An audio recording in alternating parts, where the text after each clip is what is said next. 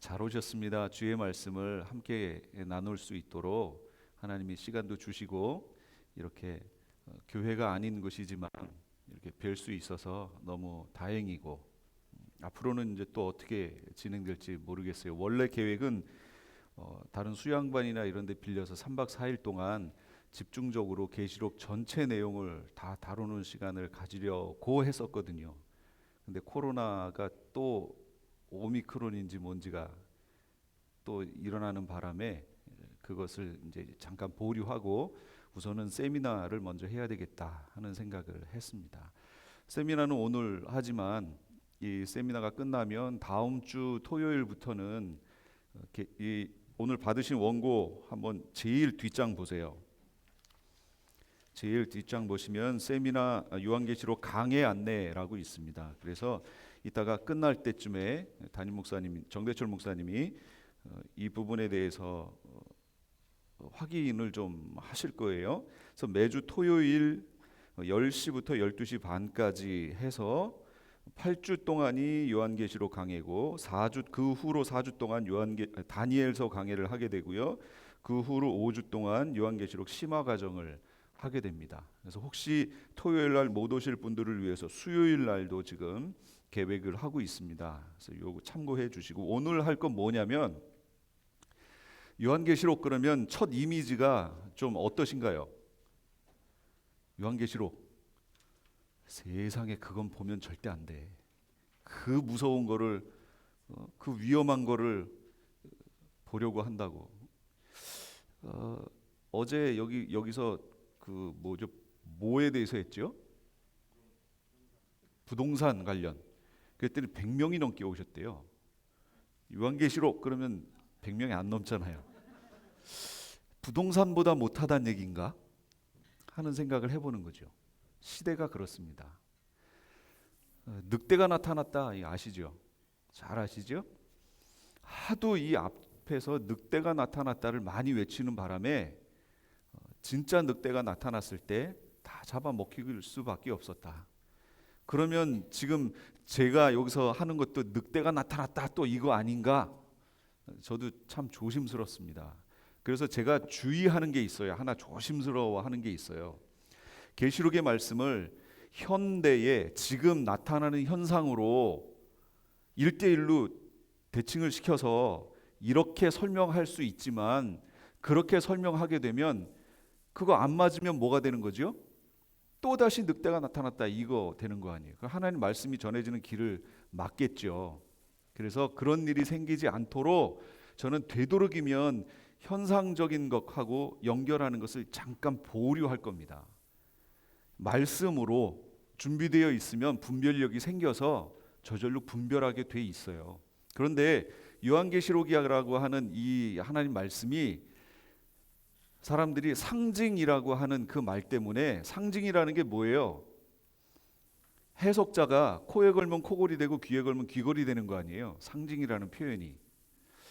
그렇기 때문에 아주 여러 가지로 이 계시록이 해석이 되었단 말이죠. 그러면 우리는 계시록을 어떤 관점에서 봐야 되는가? 계시록을 보는 기본적인 안경. 그러니까 저는 안경을 벗긴다라고 설명을 해요. 왜냐하면 기존에 계신 분들이 다 안경을 어떤 신학적 안경을 끼고 계시록을 설명하니까 그 자기가 갖고 있는 신학에 맞춰서 요한계시록을 해석하려고 애들을 쓰시거든요. 그러니까 자꾸 늑대가 나타났다가 되는 거예요. 그래서 저는 되도록이면 그런 신학적인 관점을 빼버리고 성경을 있는 그대로, 그러나 우리가 놓치고 있는 성경을 보는 관점을 한번 더 확대해서 그 관점으로 이걸 보면 어떨까 하는 마음으로 계시록을 보는 관점에 대해서, 배경에 대해서 많이 설명할 겁니다. 그러면 그것만 가지고도 어느 정도 계시록을 보시는데 많이 도움이 되실 거예요. 그리고 계시록에 대한 구체적인 내용은 이제 다음 주부터 강의 시간에 저희 교회에서 할 건데 그건 이제 추후 얘기고, 오늘은 계시록을 어떤 관점으로 볼 것인가 하는 데에 맞춰서 제가 설명을 주로 드리려고 합니다. 첫 시간, 이제 오늘은 총 4시간으로 나눠져 있는데요. 첫 번째는 요거는 그 전화 오신 분이 저한테 전화하셔서 혹시 여기 계신가 모르겠어요. 무천년이신가요? 전천년이신가요? 그래서 그런 걸 물어보시더라고요. 그래서 그걸 물어보신다는 얘기는 이분은 어디서 좀 들으셨구나. 그래서 이걸 정리하고 싶다고 그러시더라고요. 그래서 오늘 저는 물론 제 관점이 있어요. 이제 들어보시면 이제 나오지만 전체적인 흐름에 대해서 설명을 좀 드릴게요. 전천년, 후천년, 무천년이 뭔지에 대해서.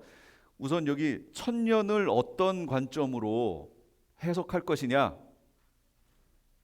천년을 여기 계시록에 보면 천년이 나오잖아요. 그러면 이걸 상징으로 볼 것이다. 아니다. 그거 진짜 실제 천년이다. 이런 관점이 있겠죠? 그래서 실제다라고 해석하는 쪽이 누구냐면 후천년과 전천년이에요. 그리고 상징으로 보는 게 바로 무천년이에요. 지금 개혁주의 신학, 장로교 신학, 기본적으로 제 신학은 개혁주의 장로교 신학입니다.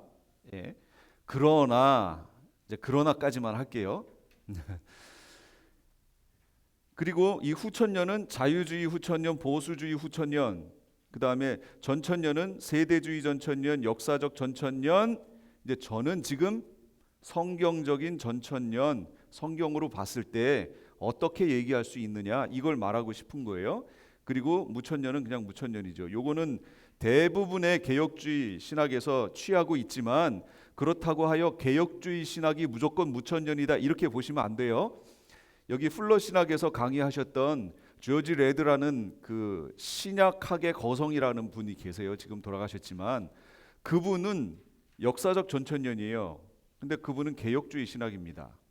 그러니까 무천년, 나는 장로교니까 무조건 무천년 이렇게 하시면 안 된다는 거예요. 역사적 전천년, 사실은 여기에서 역사적으로 가장 역사가 긴 게 뭐냐? 그럼 이 역사적 전천년이에요. 다른 말로 전통적 전천년이라고 해요.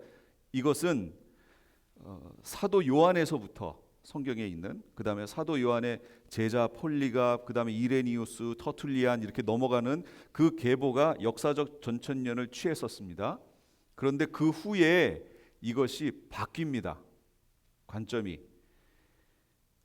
어떤 학자가 나타나서 성경을 상징으로 보는 그런 성경 해석을 하기 시작해요.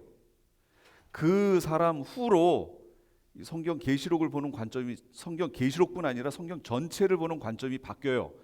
그러면서 그걸 하나로 그냥 집대성한 사람이 누구냐? 그게 어거스틴이에요. 그래서 신학, 여기 이제 목회자분들도 계신데 학교에서 이 역사를 배울 때 어거스틴은 상당히 중요한 인물로 가르칩니다. 그리고 종교개혁을 한 사람들이 초대교회로 돌아가자 하고 갔는데 어디까지밖에 못 가냐면 어거스틴까지밖에 못 가요. 그 다음을 갔어야 되는데 초대교회로 못 가고 어거스틴에 가서 멈춘 거죠.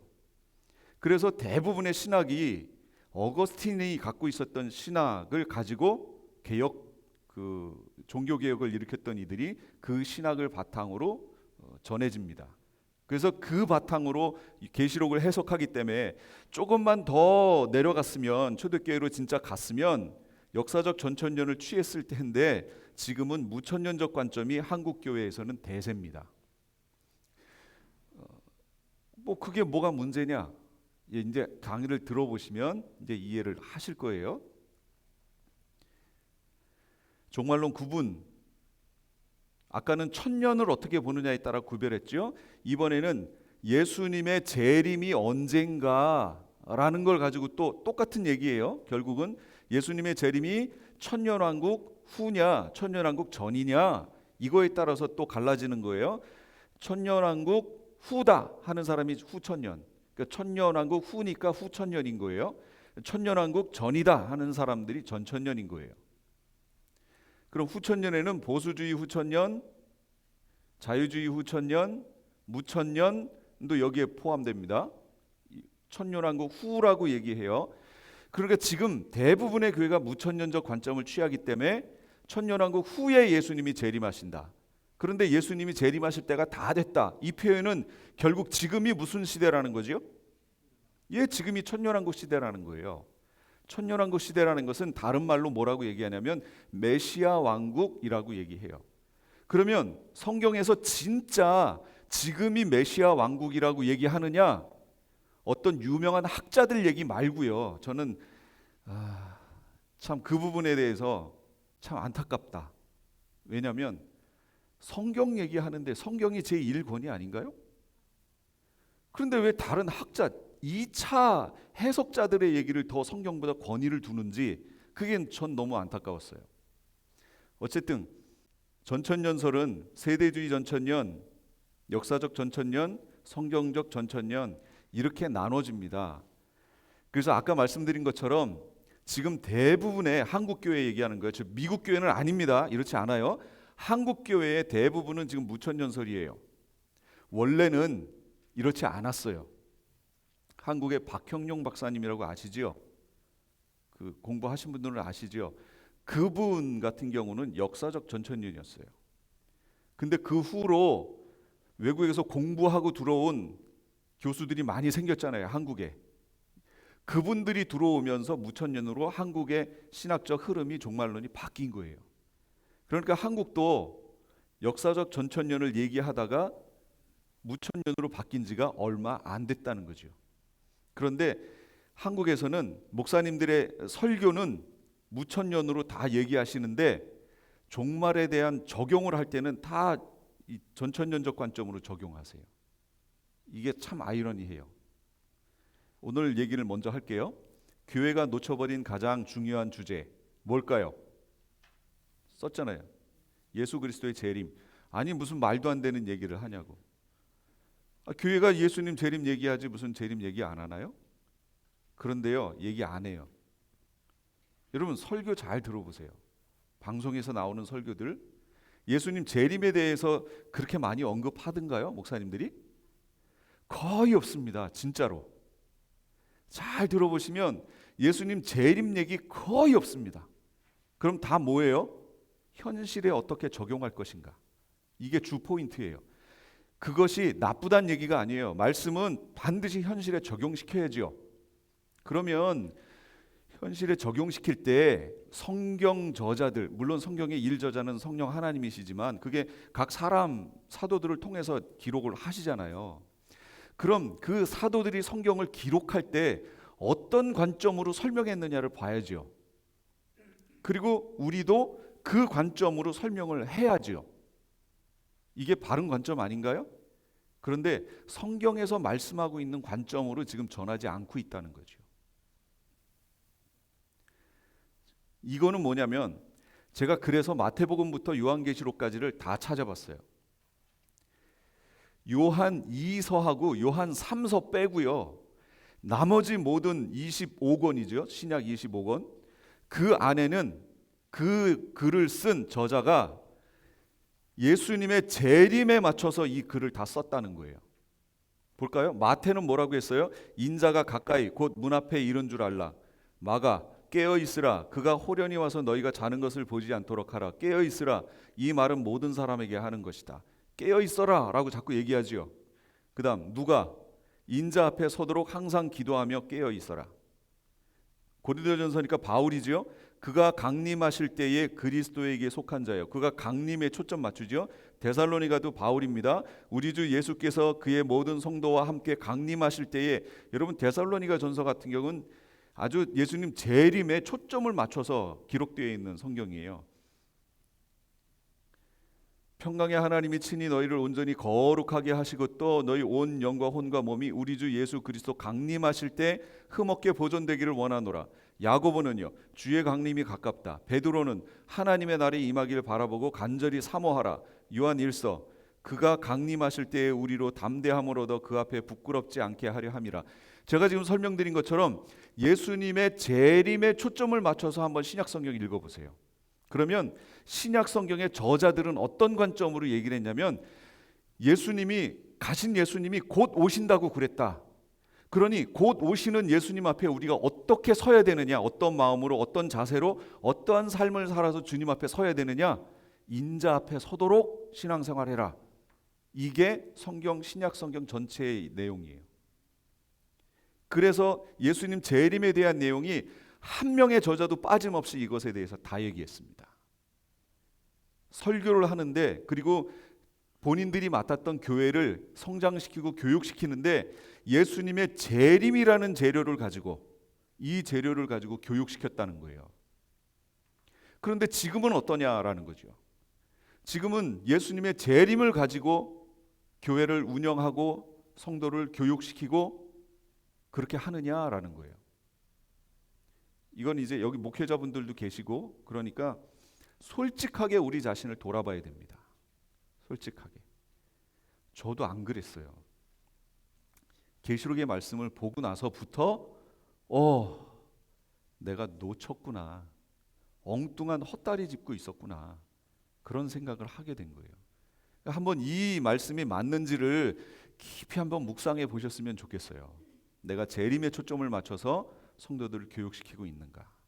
내가 재림에 초점을 맞춰 말씀을 보고 주님 만날 것에 소망을 품고 지금 신앙생활을 하고 있는가? 아니면 이 땅에서 누릴 것에 대해서 마음 뺏기고 그렇게 신앙생활을 하고 있지는 않은가? 우리의 신앙의 방향성이라는 거죠.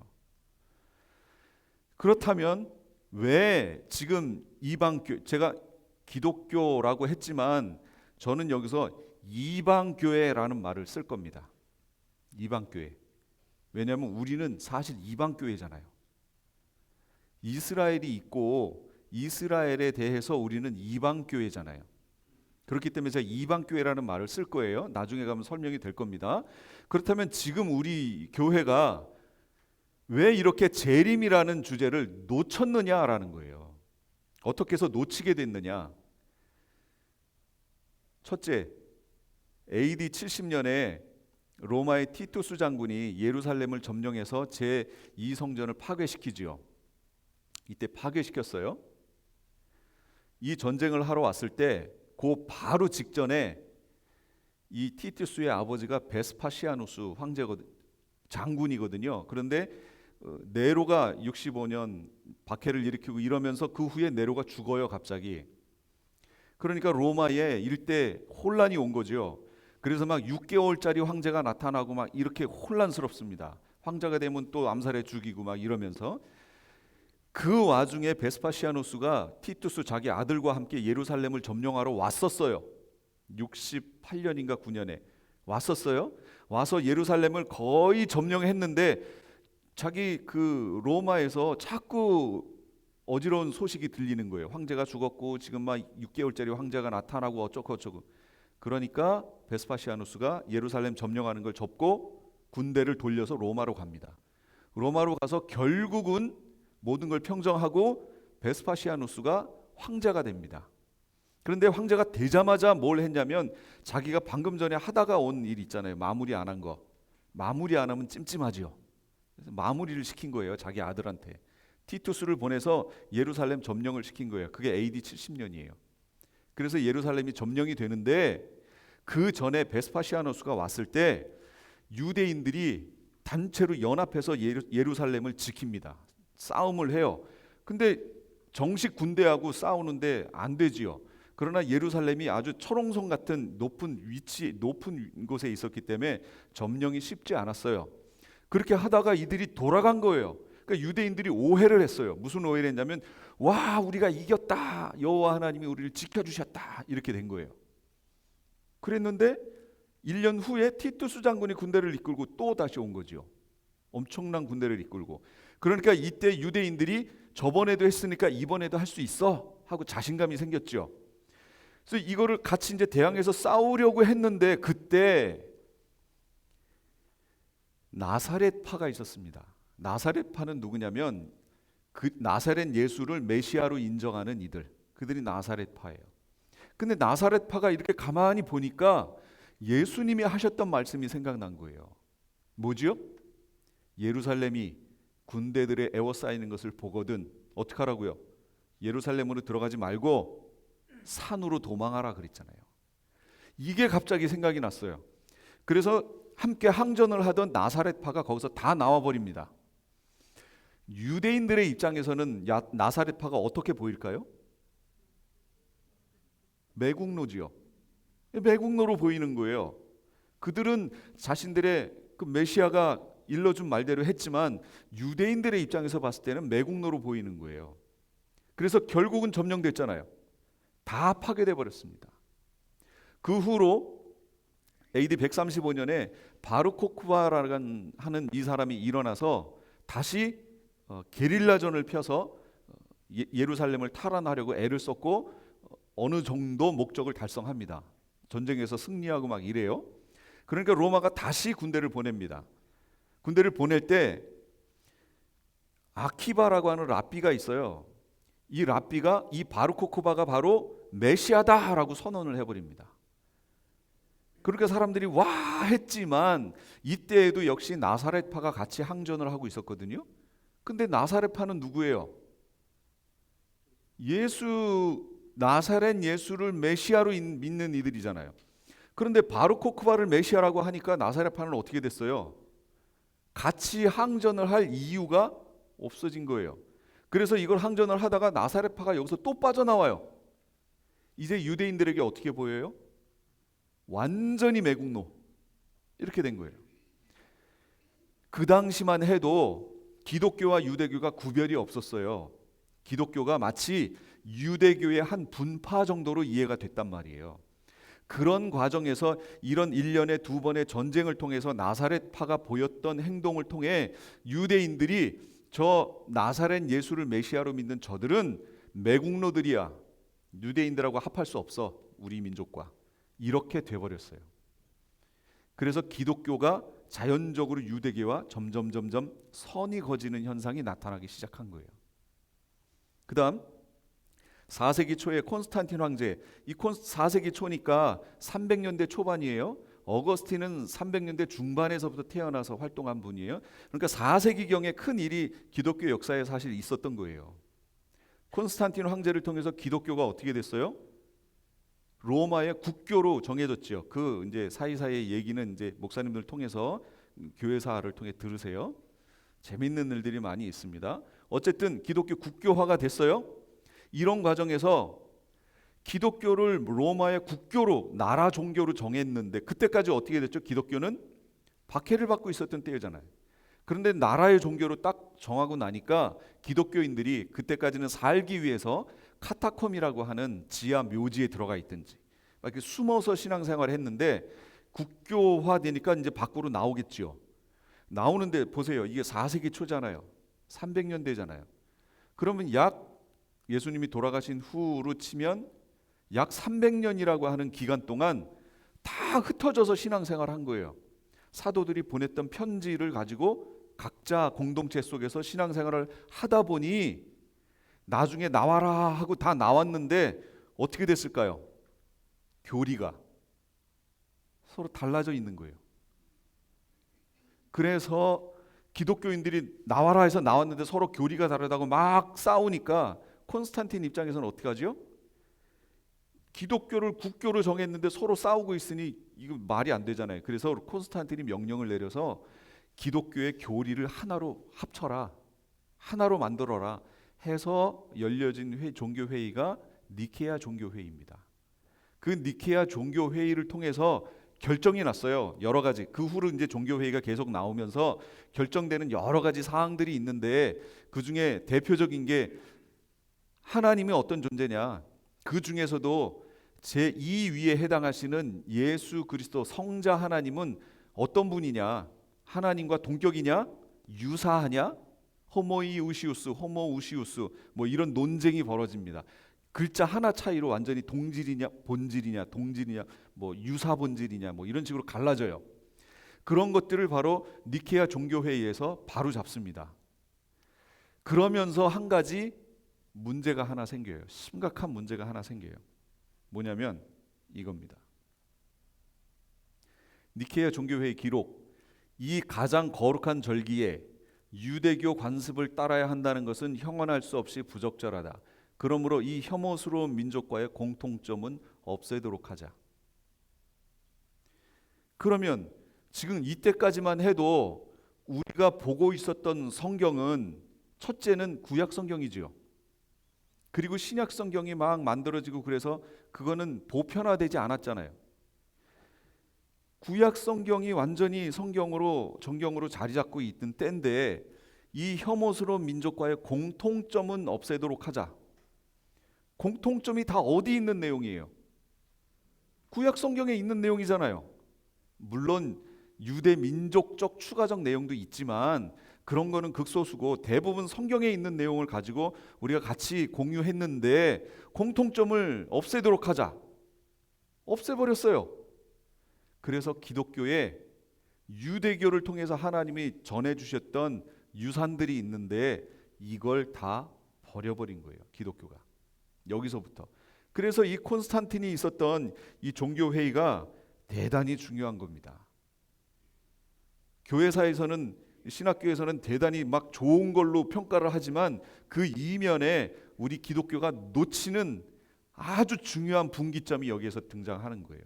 이러면서 여기에 이제 어거스틴이 등장하며 이 모든 신학을 하나로 집대성한 거예요. 이걸 가지고 종교 개혁자들이 1517년에 어거스틴으로 간 거예요. 초대교회로 가자 하는 모토는 나왔는데 초대교회가 아니고 어거스틴까지만 가서 멈춰버렸어요. 여기서 300년을 좀 더 나가지. 그랬으면 원래 성경에서 보여줬던 대로 갈 텐데 그 놓친 부분이 있는 거예요. 제가 지금 오늘 전해드리는 말씀은 바로 그 놓친 부분을 찾고 싶다는 거죠. 그 놓친 부분 때문에 요한계시록 해석에 문제가 생긴 거예요. 그리고 이제 십자군 전쟁 예루살렘 입성했는데 십자군들이 예루살렘에 와가지고 그나마 살고 있던 유대인들 3천 명인가 살고 있던 그들을 잔인하게 죽입니다. 방패에 십자가 그려 있고 옷에 십자가에 그려 있는 십자군들이 예루살렘에 기독교인들이 예루살렘을 중요하게 성지로 여기잖아요. 탈환을 했는데 가서 보니까 유대인들이 있네. 그러니까 유대인들을 그냥 인정사정 없이 죽입니다. 임신했던 여인들의 배를 가르고 막 이렇게 죽여요. 거의 죽었어요. 그런데 그 중에 아주 살아난 몇 명 극소수가 유대인들이 밖으로 나와서 유대인들에게 전하는 거예요. 여기 십자가 하고 온 이들이 우리 민족을 이렇게 학살을 해버렸다. 이거를 유대인들이 들었어요. 그럼 십자가를 하고 있는 십자군에 대해서 기독교인들에 대해서 유대인들이 어떻게 생각할까요? 철천지 원수지요. 그런 상태가 돼버렸어요. 점점 가는 거예요. 그런데 마틴 루터가 종교개혁을 했는데 처음에는 유대인들이 이렇게 성경을 얘기하면 돌아올 줄 알았어요. 근데 유대인들이 안 돌아오는 거예요. 그러니까 유대인들과 그들의 거짓말에 대하여라는 이 서신, 이게 조금 얇은 책이에요. 거기에다가 유대인들을 어떻게 대우해야 되는지를 내용을 썼어요. 그걸 실제로 실행한 사람이 누구예요? 그게 히틀러예요. 그래서 전쟁 그 재판에서 그들이 뭐라고 변론하냐면 우리를 죄인으로 취급하고 우리를 그렇게 할 것 같으면 우선 마틴 루터를 그렇게 해라. 우린 마틴 루터가 시킨 대로 했다. 이렇게 된 거죠. 그러니 여기서도 보면 유대인들이 마틴 루터, 유럽에 있는 기독교인들 어떻게 생각할까요? 이거 원수지요. 완전 원수지요. 홀로코스트, 독일 나치당에 의해서 유럽 600만 죽잖아요. 이런 현상이 나타나니까 지금 이스라엘에 있는 그 유대인들이 기독교인들을 어떤 마음으로 대할지 여러분 짐작하시지요? 원수로 대합니다. 지금도 그러고 있고. 그런데 이것을 누그러뜨리고 그들에게 가서 복음을 전할 수 있는 사람들이 있어요. 그게 한국 사람들이에요. 한국 사람들은 한 번도 유대인들하고 역사 속에서 부딪힌 적이 없어요. 만난 적이 없어요. 아무런 감정이 없어요. 근데 한국 사람들이 들어가서 미안하다고 얘기해요. 그러면 유대인들이 뭐라고 그래요? 왜 니네가 미안하다고 그래? 우리한테 잘못한 건 저 유럽에 있는 저 기독교인들인데 왜 너희가 미안하다고 그래? 이렇게 나오는 거죠. 그러니까 이 마지막 시대에 정말 그들에게 복음을 전할 수 있는 민족은 한국 사람들밖에 없다. 그래서 실제로요, 이 지구라고 하는 이곳에 디아스포라대에 흩어져 있는 유대인들 엄청 많이 흩어져 있었죠. 그다음 중국인들도 많이 흩어져 있죠. 근데 제일 많이 흩어져 있는 사람들이 누군지 아세요? 그게 대한민국 사람들이에요. 그런데 희한하게요, 이 대한민국 사람들은 가는 곳마다 뭐 해요? 교회를 만들어요. 이거 참 희한한 민족이지요. 그래서 이 마지막 시대에 이제 마지막 사역을 할 전 세계 복음이 땅 끝까지 전해지면 예수님 오신다고 그랬죠. 그 사역을 할 사람들이 누구냐? 한국 사람들이다. 저는 감히 그렇게 얘기하고 싶어요.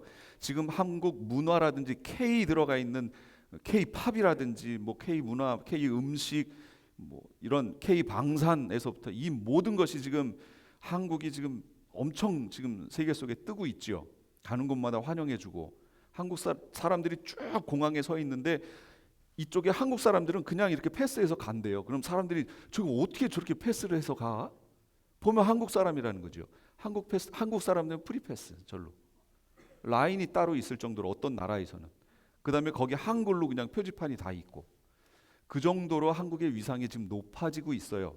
이거 교만하라고 하는 게 아니고요. 마지막 시대에 한국 사람을 통해서 하나님이 사용하시겠다는 거예요. 이거 빨리 깨달아야 됩니다.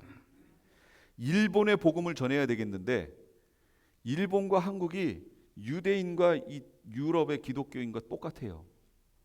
그러니 이거 어떻게 해요? 아니 방귀 낀 놈이 성낸다고 자기들이 잘못하고 우리 보러 사과하라고 그러고 그러잖아요. 그러니 얼마나 속이 뒤집혀요. 그런데 그들에게 복음을 전할 수 있는 그 민족은 한국밖에 없습니다.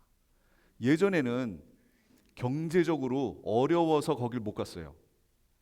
왜냐하면 동남아는 한국에서 쓰는 어떤 비용만 일정 비용만 가져가도 그 환율 차이로 인해서 마음껏 사용할 수 있었는데 일본은 그 반대였잖아요. 우리가.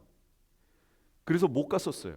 근데 지금은 그게 역전 현상이 나타나고 있는 거예요. 그리고 지금 일본은 자연재해로 인해서 난리가 났어요. 진짜 난리가 났어요. 거기에 도움의 손길을 보낼 곳은 그 이웃 국가밖에 없죠. 한국이에요.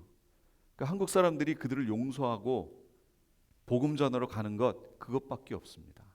그러니까 일본 살릴 수 있는 나라는 한국밖에 없어요. 그러니까 결국은 이 마지막 시대에 복음의 그 일꾼은 한국 사람들밖에 없다. 그래서 여기 계신 분들이 이 마지막 시대에 이곳에 복음을 전하기 위해서 오셨다. 아멘이 없으시네. 예, 우리를 보내주신 그곳이 우리가 사역해야 하는 장소라는 것 꼭 기억하시기 바래요. 뭘 그럼 버렸냐? 유대인과의 그 공통점이 뭐였냐? 제일 중요한 게 뭐냐? 절기였단 말이에요. 절기. 너희가 성경에서 영생을 얻는 이게 요한복음이에요. 너희가 성경에서 영생을 얻는 줄 생각하고 성경을 연구하거니와 이 성경이 곧 내게 대하여 증언하는 것이니라. 여기서 말하는 성경은 뭐예요? 구약이에요, 신약이에요? 구약이죠. 당연히 이거는 요한복음 예수님이 하신 말씀을 지금 기록한 거니까 신약 성경이 기록되지 않을 때니까 구약이란 말이에요. 이제 제가 질문을 할게요. 고린도전서 15장 3, 4절 이게 바울이 쓴 거예요. 내가 받은 것을 먼저 너희에게 전하였노니 이는 성경대로 그리스도께서 우리 죄를 위하여 죽으시고 장사 지낸 바 되셨다가 성경대로 사흘 만에 다시 살아나사. 여러분 여기서 말하는 성경이 구약이에요, 신약이에요? 구약이죠. 이거 지금 고린도전서 지금 바울이 쓰고 있잖아요. 그러니까 정경화되지 않은 거잖아요. 그러니까 여기서 말하는 성경은 구약이에요. 그럼 구약에 성경대로 사흘 만에 다시 살아나사 이 내용이 어디 있어요? 구약에. 저는 이게 상당히 저한테 걸림이 됐던 구절이에요.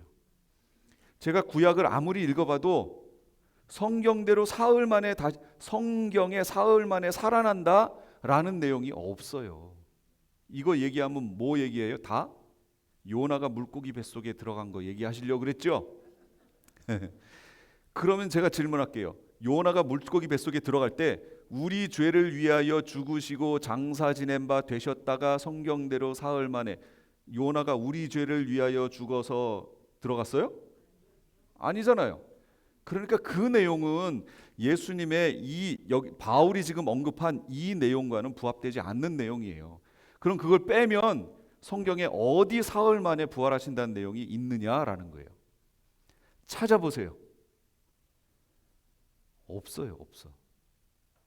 겉으로 봐서는 없어요. 제가 그랬죠. 겉으로 봐서는 없어요. 그게 어디 있어요? 절기 속에 들어가 있어요. 그런데 유대교와의 혐오스러운 민족과의 공통점은 없애도록 하자. 없애버렸죠. 가장 먼저 없앤 게 뭔지 아세요? 절기 없앴어요. 절기. 하나님이 절기를 그냥 기록하셨을까요? 이 절기를 하나님이 만들어 주신 거잖아요. 그럼 하나님이 그래 너희 열심히 일하는데 가끔가다 한 번씩 쉬어야지. 내가 절기를 만들어 줄 테니 좀 가끔가다 한 번씩 쉬면서 일해라. 그 의미로 절기를 만드셨을까요? 절대로 아니죠. 그 절기 속에 절기 모에드라는 말은 정해진 시간이란 뜻이에요. 그래서 그 정해진 게 반복되니까 계절이라는 말로 창세기에선 번역해 놨어요. 그런데 그 외에는 계절로 번역하지 않아요. 절기로 번역합니다. 정해진 시간. 하나님이 뭔가를 정하셨다라는 거예요. 그리고 그것을 우리로 하여금 절기를 통해서 보게 하셨어요. 이건 무슨 효과냐면 교육의 효과예요. 교육. 이걸 우리에게 교육하시기 위해서 그걸 해놓으셨다는 거죠. 그런데 우리는 그걸 버려버렸어요. 그러니까 하나님이 우리를 교육하시는 교육의 내용을 놓쳐버린 거지요. 성경 어느 구절에 대신 죽으시고 사흘 만에 부활하신다는 내용이 있나요? 없어요. 겉으로 봐서는. 봄절기를 볼게요. 첫째는 유월절이 있습니다. 구약의 절기는 크게 두 종류예요. 봄절기, 가을절기 이렇게 두 종류의 절기가 있고, 봄절기에는 4개의 절기가 들어가 있고요. 가을절기에는 3개의 절기가 들어가 있습니다. 그러면 봄절기에 뭐가 있느냐? 첫째는 유월절이에요. 우리 성경 그 출애굽기라든지 이거 할 때 많이 보신 내용이잖아요. 첫째 달, 그러니까 1월이겠죠. 나흔 날 저녁은 여호와의 유월절이요. 그러니까 1월 14일. 지금 우리가 갖고 있는 태양력하고는 달라요. 거의 태음력에 가깝습니다. 이거는 1월 14일은 여호와의 유월절이요.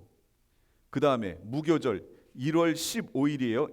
이달, 그러니까 여기 첫째 달 15날은 여호와의 무교절이니 일주일 동안 너희는 무교병을 먹을 것이요. 그 첫날에는 너희가 성회로 모이고 아무 노동도 하지 말라.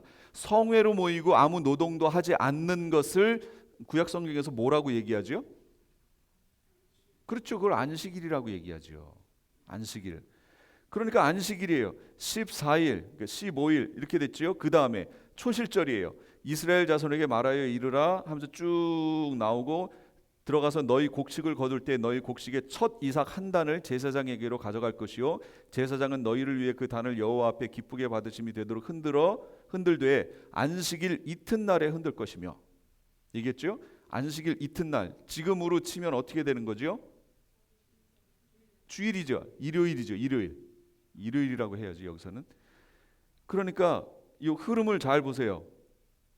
오순절 7 안식일의 수요를 세고 7 안식일 이튿날까지 합하여 50일을 계수해서 새 소재를 여호와께 드려라. 그 오순절이에요.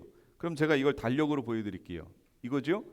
6월절 1월 14일, 15일 안식일, 다음 날 일요일 초실절, 그 다음에 7 안식일을 하고 그 다음 날 이 오순절. 이게 성경에서 보는 거예요. 그러면 예수님이 어떻게 되셨나 보세요. 잠깐요. 먼저 이것부터 볼게요. 6월절은 뭘 상징하느냐? 양 잡는 날.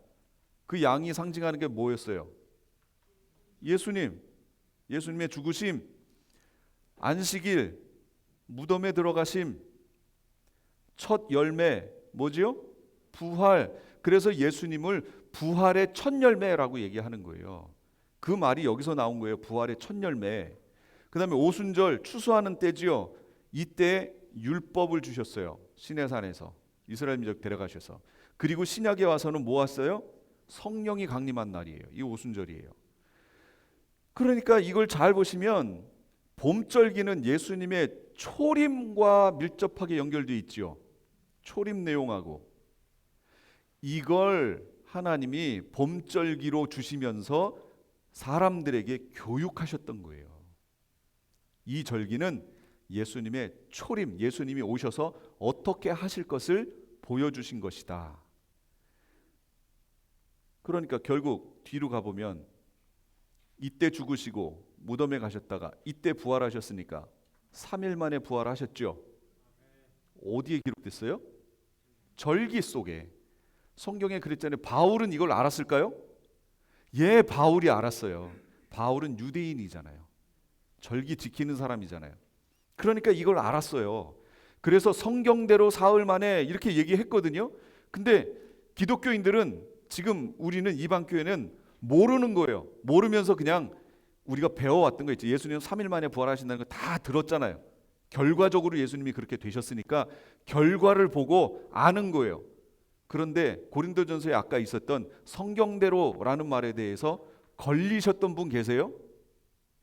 저는 계속 걸렸거든요. 그게 아무리 구약을 찾아봐도 성경에 보면 3일 만에 부활하신다는 내용이 없는데 바울은 성경대로, 그러면 성경이 이게 66권이 다가 아니구나. 제 생각이었어요. 여기에 뭐 빠진 게 있구나. 지금 예수님이 3일 만에 부활하신다는 그 내용이 있는 성경이 빠졌구나. 아무리 찾아봐도 없으니까. 그런데 나중에 알고 봤더니 절기 속에 이 내용이 들어가 있던 거예요. 그러니까 절기를 놓친 거 어디서부터 문제였어요? 니케아 종교회의부터 문제였죠. 기독교가 절기를 놓친 거 문제입니다. 심각한 문제입니다. 그렇다고 오해하지 마세요. 저한테 그러면 우리 보러 지금 이 봄절기 그다음에 가을절기 절기를 지키자는 얘기냐? 아니요. 저는 지키자는 얘기하는 거 아니에요. 절기를 주신 이유가 뭐예요? 교육하고 메시아에 대해서. 절기는 다 메시아와 연결되어 있어요. 메시아의 오심과 다시 오심에 대해서 깊이 소망을 품고 그걸 기다리라는 마음으로 주신 거거든요. 그러니까 이거 안 지키면 구원을 못 받고 이거 안 지키면 죄고 이걸 말하는 게 아니에요. 오해하시면 안 돼요. 봄절기가 예수님의 초림이라면 가을절기는 자연스럽게 우리가 뭔가가 딱 떠오르지요. 예수님의 뭘까요? 재림절기란 말이에요. 재림절기.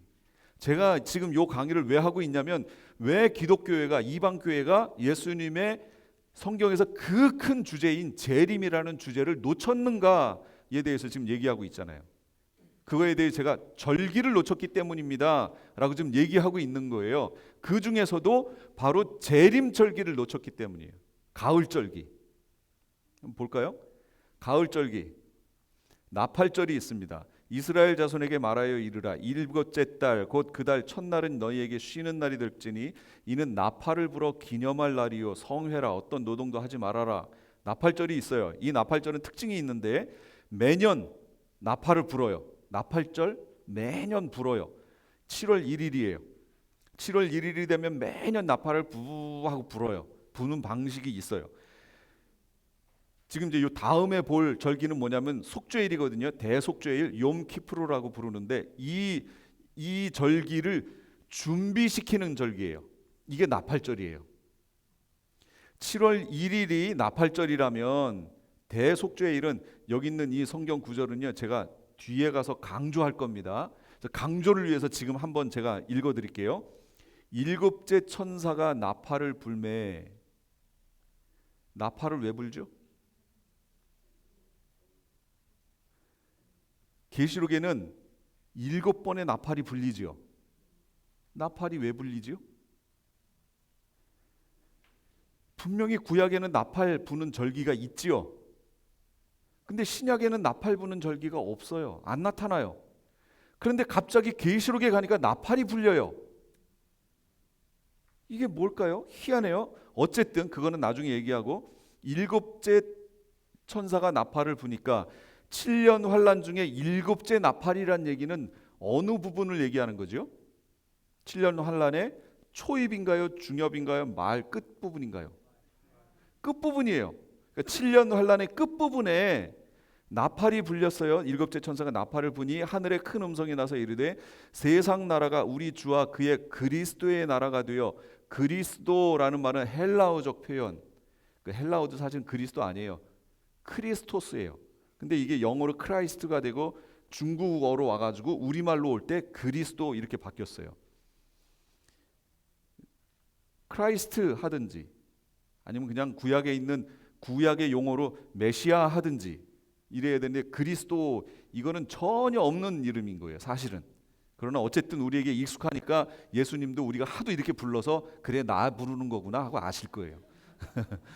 그리스도의 나라가 되어 메시아 왕국이 되어 그가 세세토록 왕노릇 하시리로다. 하실 것입니다. 미래형이에요. 자, 그러면 요 한 구절만 가지고도 지금 아까 무천년이니 뭐니 이거 다 나왔었죠. 이거 벌써 얘기할 수 있어요. 일곱째 천사가 나팔을 부니까 그때서 그리스도의 나라 메시아 왕국이 되어 그랬잖아요. 그러면 지금 이 천년왕국 메시아 왕국이라고 얘기하면 제가 묻는 거예요, 그분한테. 그럼 일곱째 천사가 나팔을 불었나요? 일곱째 천사가 나팔 불었어요? 아직 첫 번째 나팔도 안 불렸는데 무슨 일곱째 천사요? 일곱째 천사가 나팔을 불어야 메시아 왕국이 된다니까요. 예, 이게 성경이에요. 성경 있는 대로 봐야죠. 그러니까 그때서야 메시아가 그가 세세토록 왕노릇 하실 것입니다. 그러면 여러분, 지금 메시아가 지금 현재 우리에게 왕노릇 하시나요? 아닌데 왜 성경 해석하고 설교하실 때 예수님이 왕노릇 하는 것으로 설교하지요? 성경에 있는 내용대로 가야죠. 성경에 있는 대로 가야죠. 요건 뒤에 가서 다시 한번 언급할게요. 어쨌든 여기 나팔절은 욤키푸르라고 하는 대속죄일을 준비시키는 거예요. 준비시키는 거예요. 잘 이해하세요. 자, 그 다음에 대속죄일이에요. 7월 10일이 1일이 나팔절, 10일이 대속죄일. 너희는 7년 쭉 해서 50년째 되는 해, 그게 희년이지요. 희년에 대해서 다 들어서 아시지요? 못 들으신 분을 위해 설명할게요. 너희는 7년마다 돌아오는 안식년이 7번 지난 해, 그러니까 49년이지요. 그 다음 곧 49년이 지난 다음 속죄일인 7월 10일에 다음 속죄일이니까 50년째 되는 속죄일이에요. 전국적으로 나팔을 크게 불어라. 너희는 50년째가 되는 해를 거룩한 해로 정하고 너희 땅에 사는 모든 백성에게 자유를 선포하라. 이는 너희가 지켜야 할 희년이다. 이스라엘에게 있어서 희년은요, 너무너무 중요한 날이에요. 하나님이 이 유대인들에게 땅을 다 분배해서 지파별로 다 주셨어요. 지파뿐 아니라 그걸 또 나눠서 다 각자 집안별로 땅을 갖고 있는데 사람들이 사는 수완이 다 다르잖아요. 어떤 사람은 열심히 일하는 사람이 있는가 하면 어떤 사람은 열심히 일 안 하는 사람도 있죠. 그러다 보니까 빚을 지게 되고, 그러면 어떻게 갚아요? 본인이 갖고 있던 것을 갚을 수밖에 없죠. 그래서 열심히 일하는 사람에게 다 빚졌어요. 그렇게 했는데도 못 갚았어요. 그럼 어떻게 해요? 몸으로 때울 수밖에 없죠. 그 집에 하인으로 들어가는 거예요. 노예로 들어갔어요. 그게 지금은 우리가 살고 있는 세상, 그게 평생가지요. 그런데 유대는 안 그래요. 50년마다 희년이 있어서 희년의 나팔이 불리면 그럼 어떻게 돼요? 원래대로 회복되는 거예요. 얼마나 이 노예로 있던 이들에게 있어서 희년의 나팔이 불리면 이건 완전 축복의 복의 나팔 소리죠. 이건 정말로 기쁜 나팔 소리예요. 그 나팔이 불리는 거예요. 이게 대속죄일에 불립니다. 그럼 이제 이게 뭐랑 비슷하지요? 세상의 노예로 살고 있던 우리가 완전하게 자유롭게 되어 하나님이 주셨던 원래의 복을 누리게 되는 거. 이게 뭐예요? 이게 희년이란 말이에요. 그럼 이 희년이, 제가 가을절기는 예수님 재림하고 연결됐다고 얘기했잖아요. 그럼 이 희년이 예수님 재림과 어떤 관계냐라는 거죠. 이게 예수님의 재림에 뭘 얘기하는 거냐? 재림의 부분에서 예수님의 우리에게 오심을 얘기하는 거예요. 그러니까 우리가 재림이라고 얘기하는 게 바로 이 대속죄일을 얘기하는 겁니다. 그 다음, 그래서 성경에 보면 큰 나팔, 하나님의 나팔, 뿔 나팔 이런 게 나오면 이건 희년의 나팔이에요. 그래서 우리 168장인가요? 하나님의 나팔 소리 천지 진동할 때에, 그거 무슨 찬양이에요? 예수 영광 중에 구름 타시고 예수님 재림 찬양이잖아요. 그 하나님의 나팔 얘기하는 거예요. 희년의 나팔, 구약으로 치면. 그러나 신약에 오면 예수님 재림의 나팔. 그 다음에 7월 15일이 되면 초막절이에요. 일곱째 달 15째 날 초막절인 여호와를 위해 이레 동안 지키는데, 첫날에는 아름다운 나무실과 종려나무 가지 무성한 나무 가지 시내버들을 취하여 너희의 하나님 여호와 앞에 이레 동안 즐거워하라. 즐거워하는 절기란 말이에요. 아니 뭐가 즐거워요? 광야에 있었던 거 지금 하는 건데 광야가 즐거웠나요? 안 즐거웠단 말이죠. 고통스러웠죠. 고통스러우니까 불평불만하고 막 그랬잖아요. 그런데 그것을 여호와 앞에 이레 동안 즐거워하래요. 그럼 이건 뭘 설명하려고 이걸 여기다가 초막절을 넣어 주셨을까요? 나팔절은 7년 환란 남은 한일에라는 얘기는 다니엘서에 가서 70일의 얘기를 또 들으셔야 돼요. 70일의 중에 69일에는 이미 지났고요. 이제 남은 한일에가 남았거든요. 그 남은 한일에 이거 7년 환란 부분을 얘기하는 겁니다. 그 기간 나팔절, 속죄일은 예수님 재림이라고 얘기했잖아요. 예수님 재림하실 때 미리 말씀드려요. 세대주의에서는 뭐라고 얘기하냐면 우리가 휴거에 올라가고 7년 동안 이 여기에 환란이 있고 그 후에 우리가 내려온다고 얘기하죠. 그거는 아닙니다. 그거는 아니에요. 우리가 먼저 휴거하고 가지 않습니다. 환란을 통과합니다. 환란을 통과하게 돼 있어요. 왜 그러냐? 성경에 있으니까. 성경을 잘 이제 우리가 아직 계시록 강해를 들어가지 않았기 때문에 자세하게 설명은 못 하고요. 예수님이 재림하실 때 먼저 쭉 재림하실 때 어디로 먼저 재림하시지요? 저 위에 하나님의 나라에서부터 쭉 밑으로 다이렉트로 그냥 내려오세요? 그러면 우리는 어디로 공중으로 가야 되는데 예수님은 땅으로 오시고 우리는 공중으로 올라가요? 서로 이렇게 교차해요?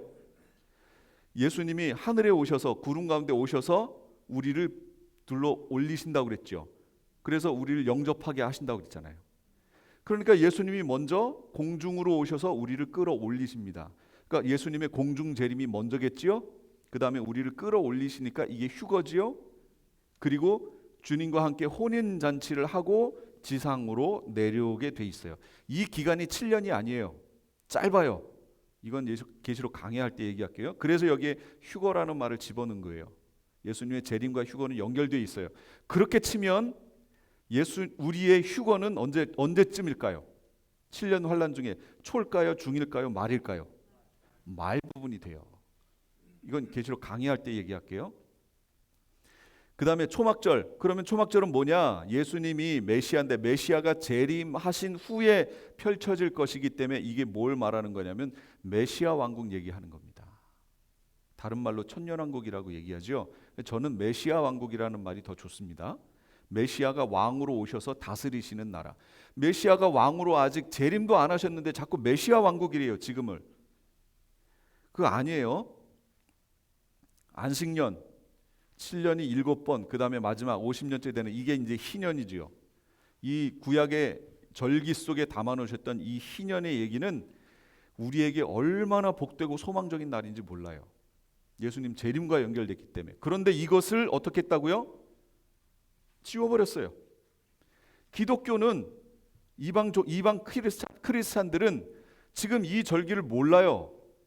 이 절기를 모른다는 얘기는 가을 절기는 예수님 재림의 메시아 재림에 초점 맞췄는데 재림 얘기가 쏙 빠져버렸잖아요.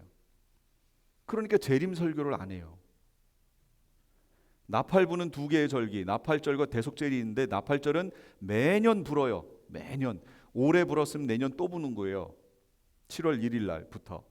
대속죄일은요, 희년에만 불어요. 그래서 이 나팔절은 7년 환란에 있는 7개의 나팔이라면 대속죄일에 부는 이 희년의 나팔은 요한계시록에 희년의 나팔 소리는 안 나와요. 그러니까 요한계시록에서 희년의 나팔 소리를 찾으시면 안 돼요. 이 희년의 나팔 소리는 예수님께서 말씀하신 내용에 있어요. 나팔을 불어서 천사들을 보내서 하늘 이 끝에서 저 끝까지 사방에서 모으신다 라는 그런 내용 속에 들어가 있어요. 그러니까 어떤 분들이 계시록에서 이 대속죄일의 나팔, 예수님 재림의 나팔을 자꾸 7개의 나팔 중에 마지막 나팔이다, 막 어떤 분은 첫 번째 나팔이다, 막 이런 식으로 막 찾으시는데 아닙니다. 안 나타나 있습니다. 그래서 성경은 성경으로 전체적인 내용을 다 봐야 돼요. 어느 한 성경에 모든 것이 다 나와 있지 않습니다.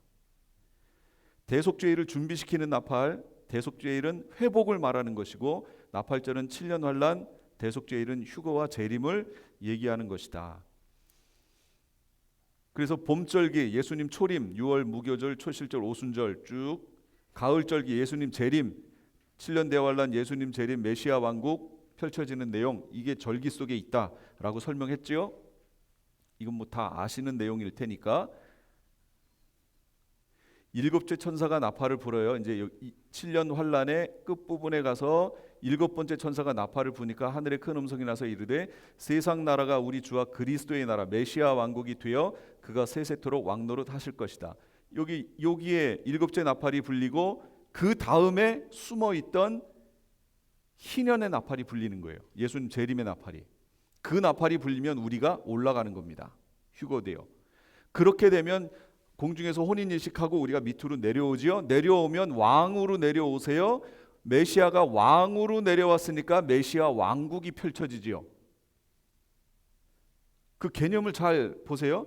메시아가 왕으로 오셔야 메시아 왕국이 펼쳐지지요. 메시아가 왕으로 안 왔는데 왕국이 펼쳐졌다고 얘기할 수 있어요. 그럼 어떻게 하면 그렇게 하면 되는 줄 아세요? 상징하면 되는 거예요. 성경의 모든 내용을 상징 이렇게 풀면은 그냥 그렇게 얘기할 수 있어요. 그건 상징적 표현이지. 여러분, 그래서 상징으로 풀 수 있어요. 상징이 성경에 없다는 내용이 아니에요. 그런데 초대교회에는 퍼센테이지가 7, 80은 실제로 보고 2, 30을 상징으로 봤어요. 성경에 있는 내용을. 그런데 이게 역전이 되기 시작합니다. 그러면서 어거스틴 때 와서는 완전히 역전이 돼버렸어요. 2, 30%를 실제로 보고 7, 80%를 상징으로 보는 거예요. 성경을 다. 계시록을 그렇게 해서 다 상징으로 푸는 거예요. 그러니 너도 이단, 나도 이단, 나도 진리고 너도 진리고 엉망이 된 내용이 지금 전해지는 거죠. 이렇게 되면 안 된다는 거예요. 메시아가 와야 메시아 왕국이 펼쳐지지요. 초림으로 오신 메시아는 어떤 분으로 오신 거예요? 왕으로 오신 건가요? 초림의 메시아는 왕으로 오신 거 아니에요. 제물 되기 위해 오셨죠. 어린 양으로 오셨죠. 그러면 재림에 오시는 메시아는요? 왕으로 오십니다. 근데 왕으로 오셨는데 오시자마자 뿅 하고 다시 가야 돼. 천국으로. 지금 무천년적 관점의 해석이 그거예요. 그러면 예수님이 뭐하러 와요? 그냥 우리 다 불러 올려서 천국으로 가면 끝이지. 예수님이 오시자마자 뿅 하고 다시 가셔야 돼. 제가 이 표현이 우스운 것 같지만 여러분 잘 깊이 한번 생각해 보세요. 그 우스운 해석을 하고 있다는 거예요. 지금 하면서 그게 우습다는 걸 몰라요. 왜? 안경을 끼는 순간. 안경을 딱 끼면요, 옛날에 빨개면이라는 게 있었어요. 한국에 아시나요? 그러면서 선전을 하는데 그 선전하는 그 사람이 빨간 안경을 쓰고 누구를 부르면서 다 세상이 빨개요. 그러니까 누가 안경 벗어. 빨간 안경을 쓰니까 다 빨갛게 보이는 거예요. 그래서 신학이 대단히 중요합니다. 내가 어떤 안경을 끼고 성경을 보느냐에 따라서 그것만 보여요. 저는 하나님께 너무 감사해요. 제가 개혁주의 신학을 했단 말이에요. 장로교 신학. 그 관점으로 성경을 보는 것이 하나님 주권을 얘기할 수 있고 상당히 좋습니다. 그런데 부족한 부분이 있어요. 제가 계시록을 하면서 하고 나서 이럴 수가. 왜 이럴 수가요? 내가 놓쳤네. 너무 많이 놓쳤네. 그 관점으로만 성경을 보다가 이걸 보고 나서 어떻게 이게 그냥 기록되어 있는데 이 기록된 말씀을 그냥 넘어갔지? 그런 부분들이 그냥 막 보이는 거예요. 그런 부분들 중에 하나예요. 이런 게. 메시아가 오셔야 메시아 왕국이 펼쳐지지요. 그게 바로 초막절 얘기하는 거예요. 여기 초막절. 그 절기, 가을 절기. 그래서 메시아 왕국이 되어 그가 세세토록 왕노릇 하실 것입니다. 그러잖아요. 하실 것입니다. 미래형이에요. 하셨다가 아니고 하실 것입니다. 그러면 이때부터 왕노릇 하실 건데 그럼 이 전에는 누가 했어요? 전에는 왕노릇 누가 해요? 그거 계시록에 있어요. 성부 하나님이 왕노릇 하셨다라고 얘기 나옵니다. 성부 하나님이 요 전까지. 그래서 하나님이 뭐라고 그래요? 내가 너의 원수를 너의 발등상 되게 할 때까지, 발등상이 밟아버릴 때까지, 그때까지 너는 내 우편에 앉아 있으라. 지금 예수님 어디 계세요?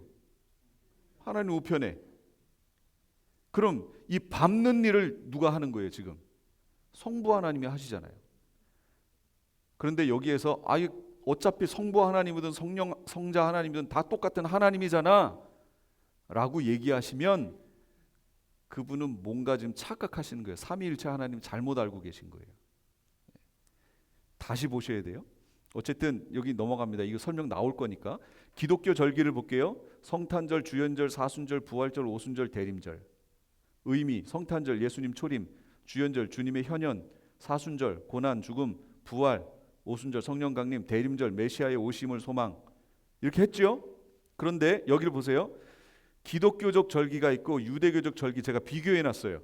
사순절, 유월절과 무교절 얘기하는 거예요. 부활절, 초실절 얘기하는 거고 오순절, 오순절이에요. 초림절기는 똑같아요. 그런데 대림절, 성탄절, 주연절은 다시 뭘로 가요? 초림으로 가요. 유대교적 절기는 나팔절, 대속죄일, 초막절에서 재림으로 가는데 기독교 절기는 초림이에요. 그러니까 초림 두 번 반복하는 거예요. 주현절 여기 있잖아요. 그래서 여기 보시면 이방 교회 우리 기독교 절기를 지키면 절기 설교를 하시면 예수님의 재림에 대한 설교를 할 수가 없어요. 절기 속에 없으니까 한 번도 안 해요. 그런데 유대교적 절기를 가지고 절기를 지키면 대속죄일이 예수님 재림절기거든요. 그럼 1년에 한 번은 무조건 예수님 재림 얘기할 수 있어요. 그래서 제가 얘기하는 거예요. 이제부터는 성탄절이 되면 초림 설교 요거는 조금 놔두고 이거는 이미 많이 했어요. 이미 다 했어요. 계속. 아니 목사님들 이거 반복하기 힘들지 않으세요? 이거 설교 준비하기 너무 힘들잖아요. 똑같은 거를 또 해야 된다는 것은 상당히 힘들잖아요. 그러니까 이제부터 재림 설교 하시라고 얘기했어요. 그래서 제가 이 강의를 했을 때 들으셨던 목사님 몇 분 계신데 그분들이 재림 설교 하신대요. 성탄절 때. 지난 성탄절 때도 재림 설교 하셨다고 얘기하시더라고요. 이제는 성탄절 되면요. 재림 설교 하셔야 돼요. 예수님 재림. 이게 교회가 빠졌다는 거예요. 그러니까 성도들이 재림에 대해서 예수님 재림에 대해서 하나도 생각을 안 하고 있죠. 빠졌어요. 빠졌어요? 안 빠졌어요? 빠졌어요. 이방 교회가 구약 절기를 버림으로 생기게 된 거. 이스라엘 부분 예수님의 초림의 메시아를 놓쳐요. 이스라엘은 놓쳤잖아요. 처음에는 알아보는 듯 했어요. 6월절에 예루살렘에 입성하시는 예수님 보고 종려가지 흔들었죠. 종려가지는 언제 흔드는 거예요? 절기 중에 종려가지 아까 나왔잖아요. 흔드는 거. 어느 절기에 흔드는 거예요? 초막절이잖아요. 초막절 가을 절기에 있는 초막절. 천년왕국 메시아 왕국 상징하는. 왜 메시아 왕국이에요? 메시아가 왕으로 오셨으니까 그 메시아를 즐거워하는 절기잖아요. 그러니까 종려가지를 흔드는 거예요. 기쁨으로. 그런데 예루살렘에 입성하시는 예수님을 보고 종려가지를 흔들었어요. 사람들이. 근데 그때의 절기가 뭐지요? 6월절이었어요. 6월절은 뭐예요? 양 잡는 날. 그 양 잡는 날이 그 하나님이 우리에게 가르쳐 주신 게 뭐지요? 메시아의 죽으심. 근데 그 앞에서 종려가지를 흔든 거예요. 종려가지 흔든 거하고 절기하고 지금 안 맞지요. 지금 안 맞아요. 종려가지를 흔드는 절기는 초막절이에요. 초막절 절기 의미는 메시아 왕국 절기예요. 그래서 즐거워하는 의미예요. 초막절에 종려가지를 흔드는 의미는 메시아가 왕으로 오셔서 다스리심을 상징해요. 따라서 유대인들이 예루살렘에 입성하시는 예수님께 종려가지를 흔들었다는 것은 예수님을 메시아로 인정했다는 거예요. 인정했어요. 그때는. 그런데 그 후에 그들이 가지고 있었던 메시아관 여기에 문제가 생겨서 그 메시아를 버려버리는 거예요. 유대인들이 가지고 있었던 메시아관은 뭐냐면 다윗 같은 메시아예요. 왕 같은 메시아.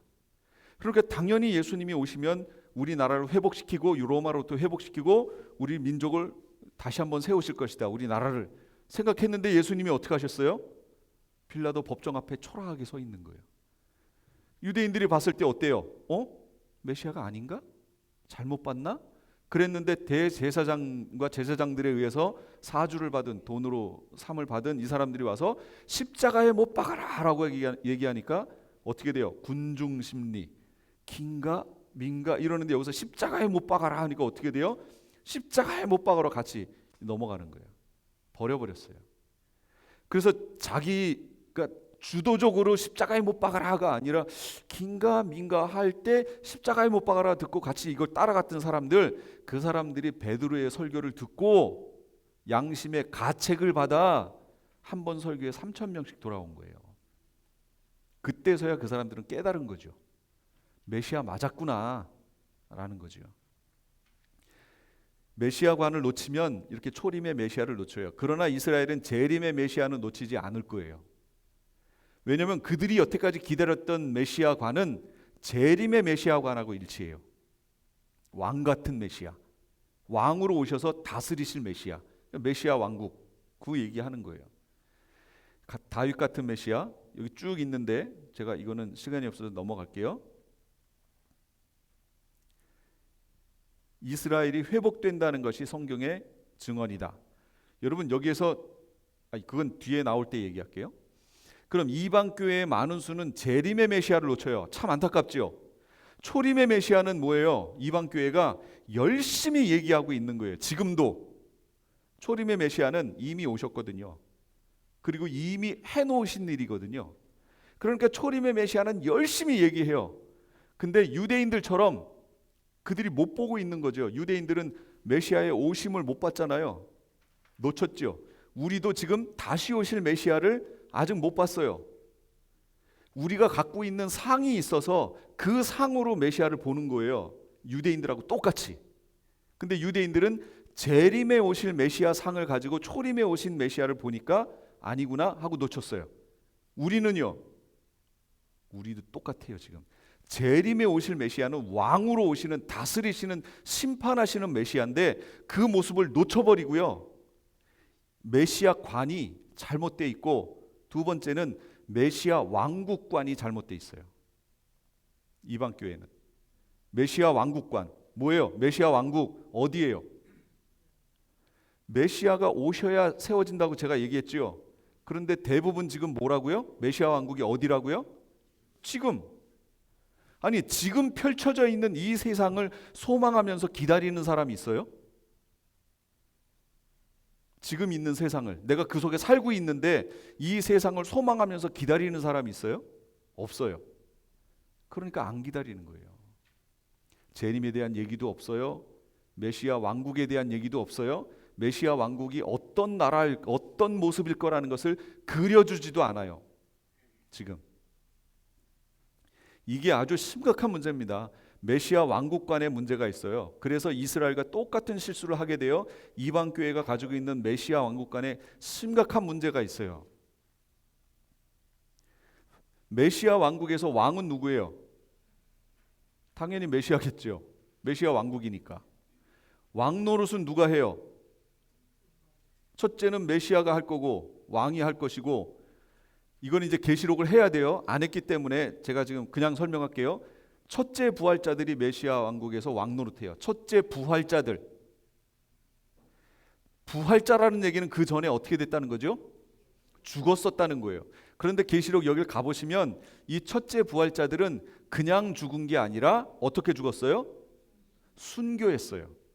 그래서 순교자들이 메시아 왕국에서 메시아와 함께 왕 노릇하는 거예요. 이게 메시아 왕국의 모습이에요. 새 언약, 성경에 보면 새 언약 나오죠. 예레미야하고 에스겔서에 내가 그들에게 새 마음을 주고 새 영을 주고 그 쭉 있잖아요. 새 언약, 예수 그리스도에 대한 거지요. 이게 메시아 왕국에 가면 성취돼요. 성취. 그래서 이 개념을 잘 이해하셔야 돼요. 언약과 성취는 동일한 것이 아니에요. 이게 하나님 입장에서는 동일한 거예요. 왜냐하면 하나님은 언약을 배약하시는 분이 아니기 때문에, 하나님은 한 번 말씀하시면 이루시는 분이기 때문에 하나님 입장에서 보면 언약과 성취는 동일해요.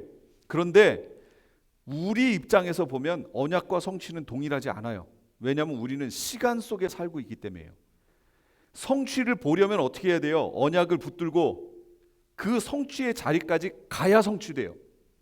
여러분 여기 2월 26일 여기에서 요한계시록 세미나 한다고 제가 방송으로 신문으로 다 했죠. 그건 뭘 한 거지요?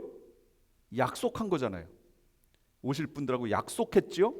근데 오실 분들이 그 약속을 붙들고 2월 26일 구별해서 여기에 오기로 시간을 정하고 다른 일이 생겨도 그걸 미루고 여기에 오시면 그분들은 계시록 세미나에 참여하는 거예요. 성취되는 거예요. 성취는 그거라고요. 몇 분한테 제가 전화 받았어요. 등록하신 분 타주에 가셨다.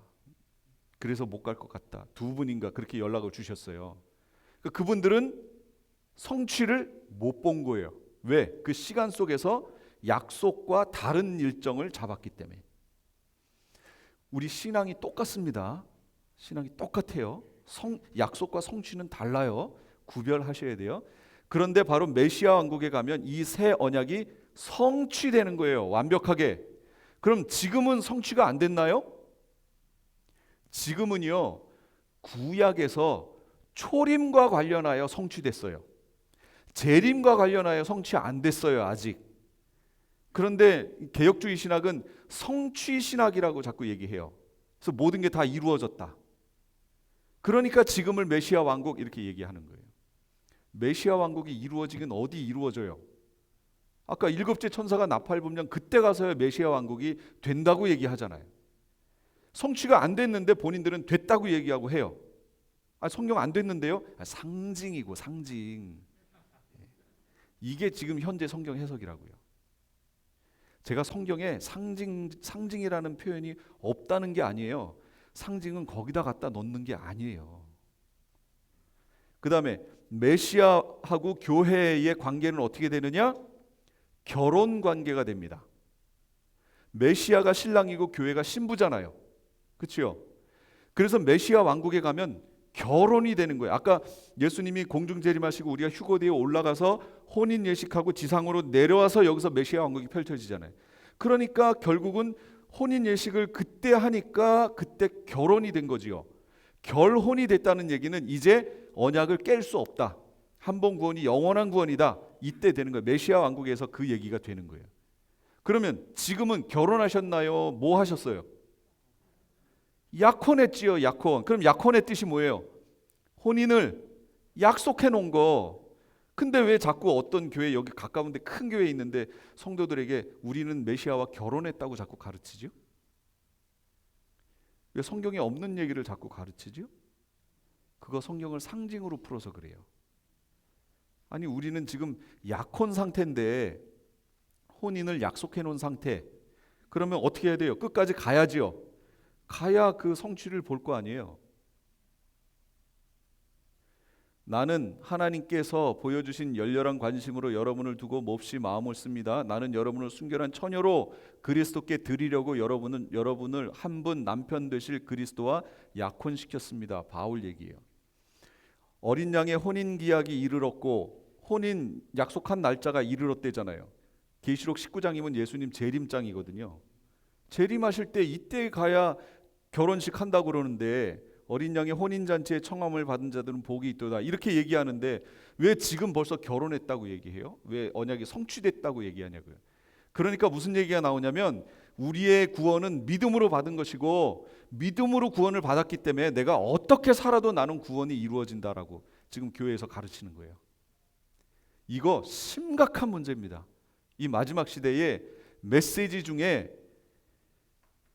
마지막 시대의 메시지는 뭐냐면 회개하라거든요. 회개하라. 그럼 그 회개하라를 누구에게 주는 메시지예요? 안 믿는 이들이에요? 믿는 이들이에요? 믿는 이들에게 주는 메시지가 회개하라예요. 그럼 회개할 게 있으니까 회개하라고 그러죠.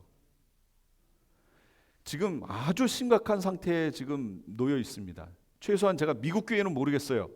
한국 교회는 심각한 상태에 놓였습니다.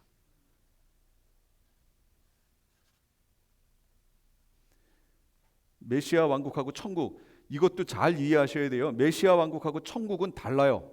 계시록 가서 보시면 아시겠지만 계시록 20장은 메시아 왕국 얘기하는 거고 21, 22장은 천국 얘기하는 거예요. 달라요. 다른 점을 거기 가면 설명할 거예요. 메시아 왕국과 천국이 달라요. 메시아 왕국 후에 백보자 심판이 있고 그 다음이 천국이에요.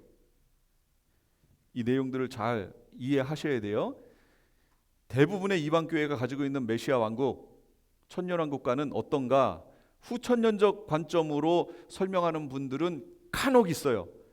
이제 학자들 중에. 근데 지금은 거의 없습니다. 후천년은 안 맞아요. 설명이 안 돼요. 후천년은 뒤에 그림이 있으니까 제가 그림을 보고, 후천년은 신약 시대가 가다가 어느 시점에선가부터 천년왕국이 시작된다는 거예요. 메시아 왕국이. 그러다가 이게 천년이 채워지면 환란이 있고 예수님 재림하시고 천국으로 간다. 이렇게 얘기하는 게 후천년이에요. 그럼 여기가 뭐냐? 이 기점이 이 땅에 복음이 전해지는 거예요. 그런데 이 공교롭게도 이때가 언제냐면 1800년대예요.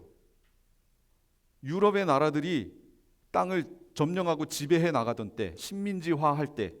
근데 식민지화하면서 무슨 일이 벌어지냐면 교회가 세워지기 시작했었어요. 복음이 전해지는 거예요. 그러다 보니까 학자들이 이러면서 교회 복음이 전해지고 점점 세상이 복음화되겠구나. 그리고 완전히 세상이 복음화돼서 정말 메시아 왕국, 성경에서 말하는 그런 세상이 되다가 끝에 가서 이 메시아 왕국에는 마귀가 무적행에 갇혀 있거든요. 그 다음에 메시아 왕국 끝에 가서 마귀가 풀려나서 여기서 환란이 일어나 이런 현상이 나타나겠구나라고 성경을 해석하는 거예요. 그러니까 이런 관점으로 성경을 보는 분들은 지금 예수님이 오실 때가 다 됐다라고 얘기하면 어떻게 할까요? 무슨 얘기야? 지금 천년왕국 시작한 지가 얼마 안 됐는데 벌써 천년이 찼다는 얘기야? 그러니까 그분들 예수님 재림에 대해서 언급 안 해요. 그 다음에 무천년은 뭐예요? 그냥 이것도 없고 아예 초림부터 그냥 메시아 왕국이야, 천년왕국이야 라고 얘기하는 거예요. 우리가 여기 살고 있어. 그래서 무천년, 이거는 천이 아니다라는 거죠. 상징적 숫자라고 얘기하는 겁니다. 10 곱하기 10 곱하기 10, 10은 만수, 꽉 찼다. 그걸 삼위일체 3번 곱했으니까 천이 됐어요. 그러니까 이거 완전히 꽉 찼다는 얘기죠. 무수히, 그러니까 이거는 어떻게 몇 년이 돼도 상관없다는 거죠. 무천년. 실제 이 무천년은 이 무자를 없을 무자를 쓰는 무천년도 있어요. 이거는 천년왕국은 없다 이렇게 보는 분들도 있고, 근데 저희 학교 같은 백석 같은 경우는 없을 무가 아니고 상징적 천년, 실제 천년이 아니고 그냥 무수히 긴 시간, 저 개념으로 천년. 대부분은 개혁주의는 그걸 얘기합니다. 그 다음에 전천년은 우리가 이렇게 살다가 예수님이 이 7년 환란 후에 갑자기 재림하시고 메시아가 재림하셨으니까 메시아 왕국이 펼쳐질 것이고 그 후에 백보자 심판이 있고 천국으로 그리고 불못으로 나눠진다라고 보는 시각이에요. 한국 교회는 이 관점으로 목사님들이 교육을 받아서 이 관점으로 설교해요. 무천년적 관점으로. 설교는 이렇게 해요. 그런데 성도들 속에 은연중에 그 속에는 종말 사상이 어떻게 들어가 있냐면 전천년설로 들어가 있어요. 안 그런가요? 대부분의 책들이요, 세대주의적 관점을 가지고 이 종말 얘기하면 세대주의적 관점에서 많이 기록했거든요. 특히 미국에서는. 그러니까 그런 책들이 한국으로 들어가고 이러다 보니까 어떻게 얘기하냐면 예수님 오실 때 우리가 휴거대에 올라갈 거야. 올라가는데 우리가 휴거대에 올라가면 차 운전을 하다가 운전수가 슉 하고 올라가면 차가 어떻게 돼요? 난리 나죠. 비행기 조종하던 사람이 파일럿이 훅 올라가면 비행기는 그냥 추락이죠. 그러니까 우리가 휴거할 때 이 세상은 완전히 엉망의 아수라장이 될 거야. 여러분, 성경에 그 내용이 있나요? 성경에 그 내용 없어요. 우리 휴거할 때 그러지 않아요. 성경대로 가보세요. 그러면 우리 휴거할 때 그런 현상 없어요. 휴거할 사람들은요, 하나님이 따로 모아놔요. 따로 모아서 그들을 거기서 휴거시켜요. 그게 예비처라고 하는 곳이에요. 그게 후 3년반 얘기예요. 그러니까 지금 우리가 세대주의적 관점으로 너무 물들어가지고 지금 성경을 그렇게 본다는 거죠. 종말론도. 아닙니다. 그거 아니에요. 성경적 관점으로 보면 그게 아니라는 거예요. 무천년적 관점에 큰 문제가 있어요. 잘 보세요. 지금이 천년왕국 기간이고 앞으로 메시아가 재림하시면 천국과 지옥으로 바로 가게 된다고 말한다. 이게 무천년적 관점이에요. 지금 다 그렇게 얘기하지요? 그렇다면 메시아의 재림을 소망할 이유가 있는가? 여러분, 메시아 소망할 이유가 있어요? 재림을? 없어요. 잘 보세요. 메시아 재림 전에 환란이 있고 메시아가 이 땅에 재림하시는데 환란을 거치고 천국에 가고 싶은가? 아니면 지금 이 땅에서 누릴 거 다 누리고 천수 누리다가 죽어서 천국 가고 싶은가? 여러분, 제가 여기서 여쭤볼까요?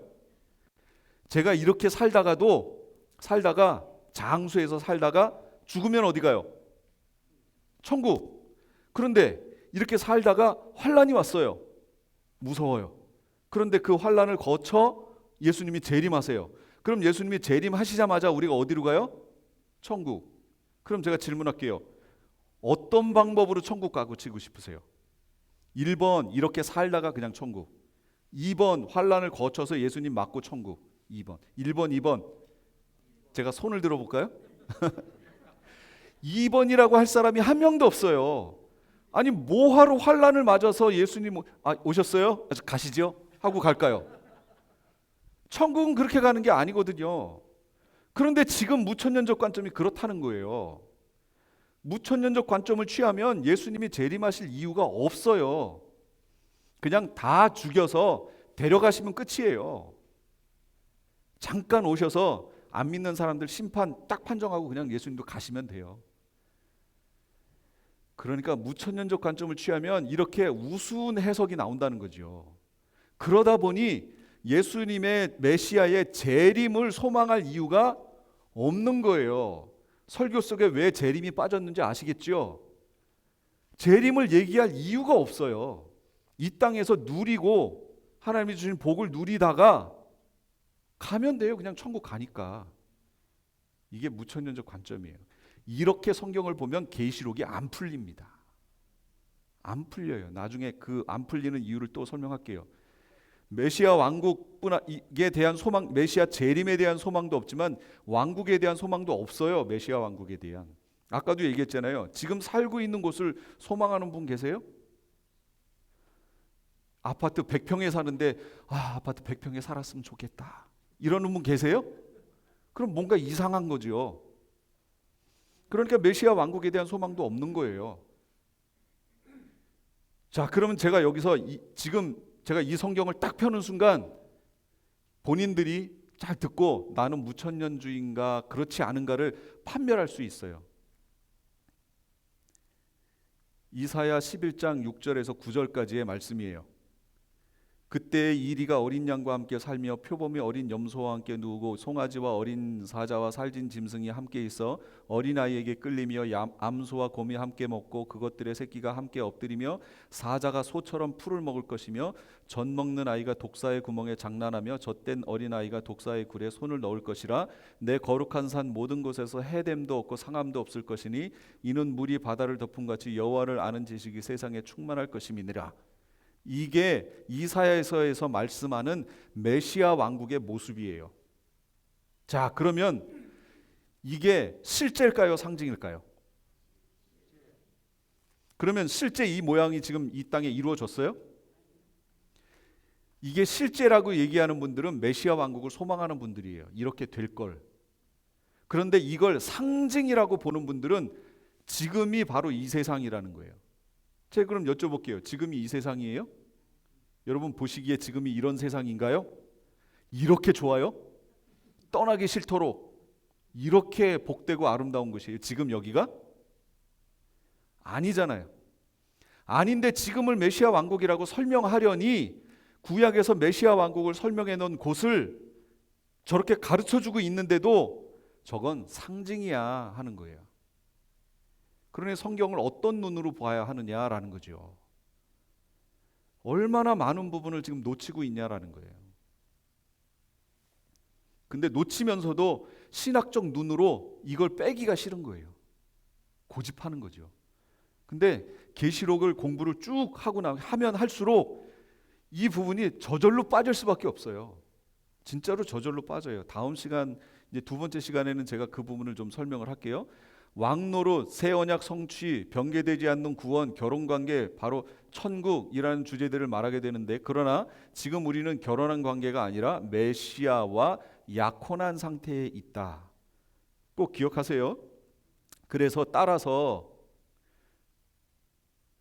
주의 재림을 준비하라라는 말의 당위성을 무천년적 관점에서는 찾을 수가 없어요. 주의 재림을 준비하라는 말을 근거가 뭐 때문에 준비하는 건데요? 준비 안 해도 되잖아요. 그냥 죽어서 천국 가면 되잖아요. 그렇게 얘기하는 분들의 대다수는 뭐라고 얘기하냐면, 우리가 주님 만나는 거는 주님이 오시는 것보다 우리가 가는 게 더 빠르다고 얘기해요. 왜냐하면 여태까지 그래 왔으니까, 역사가. 제가 그랬죠. 예수님의 제자들, 성경의 저자들이 뭐라고 얘기했는지를 가르쳐야 된다고 그랬죠. 그럼 성경의 저자들은 뭐라고 가르쳤어요? 인자 앞에 서도록 재림에 오시는 예수님을 맞아야 되는데, 그럼 우리가 어떤 사람이 되어야 마땅하냐, 이렇게 교육했다고 그랬잖아요. 실제로 예수님 제자들, 그 다음에 성경의 저자들은 자기가 살아있을 때 예수님이 오실 거라고 소망하면서 신앙생활을 했어요. 그리고 제자들을 그렇게 양육했다고요. 그러니 얼마나 긴박하고 간절하게 신앙생활을 했겠어요. 근데 이게 시간이 지나니까 올해도 안 오시고, 그 후에도 안 오시고, 우리의 믿음의 선조들은 가고, 계속 이게 반복되니까 사람들이 이제 무뎌진 거죠. 지금도 그렇다고 생각하는 거예요. 근데 지금은 아닙니다. 지금 얼마나 많은 예수님 오실 때에 대한 사인들이 지금 눈에 보여지고 있어요. 이따가 또 도표 하나 제가 보여드릴게요. 그런 것들을 보면서도 여전히 그 베드로후서가에 거기 있는 예수님의 오심이 어디 있느냐, 조상들이 잔후로 지금까지 여전히 똑같다고 얘기하는 거죠.